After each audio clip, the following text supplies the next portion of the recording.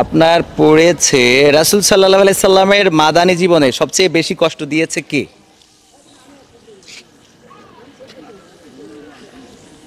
বলতে পারবেন কি?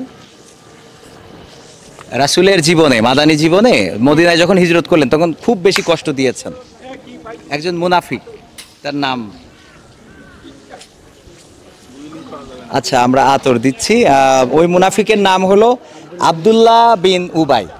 আপনার প্রশ্ন পড়েছে নবীজি সাল্লাল্লাহু আলাইহি সাল্লামের কতজন কন্যা সন্তান ছিল এবং ছোট কন্যার নাম কি ছিল?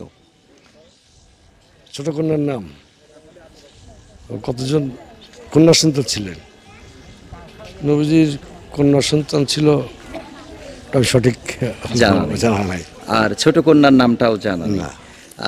আপনি তো খানজাহান রহমতুল্লাহ আলাইহির মাজারের খাদেম, তাই না? জি, এখানে আছেন, খেদমত করেন, আলহামদুলিল্লাহ।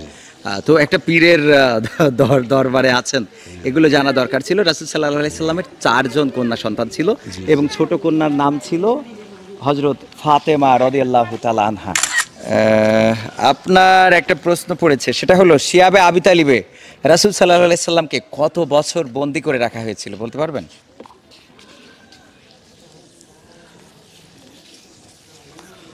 ভালো বলতে পারবেন না। আপনি 12 বছর নাকি? হ্যাঁ, 12 বছর নাকি? 12 বছর না, আসলে হবে 3 বছর। আপনার পড়েছে আমাদের প্রিয় নবী সাল্লাল্লাহু আলাইহি সাল্লাম কত জন্মসাল কত ছিল, মানে কত সালে জন্মগ্রহণ? 12 রবিউল আউয়াল সোমবার দিন তিনি মক্কা নগরে জন্মগ্রহণ করেন। 12 রবিউল আউয়াল মানে কত খ্রিস্টাব্দে আর কি? সালটা মানে খ্রিস্টাব্দ কত খ্রিস্টাব্দে হনে কিন্তু পরিচিত হনে অতটা স্মরণ নাই। স্মরণ নাই। আসলে হবে 570 খ্রিস্টাব্দ। চাচার পড়েছে খোলাফায়ে রাশেদার 4 জন খলিফার মাঝে 2 জন ছিল রাসূল সাল্লাল্লাহু আলাইহি সাল্লামের শ্বশুর, সেই 2 জনের নাম বলতে পারবেন? না। আচ্ছা, 2 জন শ্বশুর ছিল, একজন হলো হযরত আবু বকর রাদিয়াল্লাহু তাআলা আনহু আর একজন ছিল হযরত ওমর রাদিয়াল্লাহু তাআলা আনহু। আপনার পড়েছে রাসূল সাল্লাল্লাহু আলাইহি সাল্লামের বাইতুল মাকদাসে নামাজ, 7 আসমান ভ্রমণ এবং জান্নাত জাহান্নাম পরিদর্শন, সেই সাথে আল্লাহ রাব্বুল আলামিনের সাথে দিদার করেছিলেন। এই ভ্রমণটাকে বা এই সফরটাকে কি বলা হয়? দিদার, আল্লাহর সাথে দিদার করা।